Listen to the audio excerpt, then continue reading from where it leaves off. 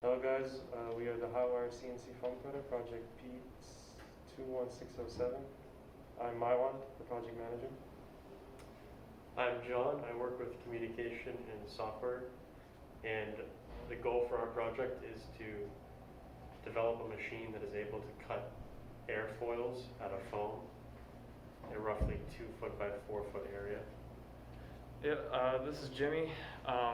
Basically, our end result is a functioning machine. Compared to the previous machine that they had, ours should be much easier to use, more reliable, and safe. I'm Josiah. I'm a mechanical engineer on this project, and I'm also acting as the purchaser.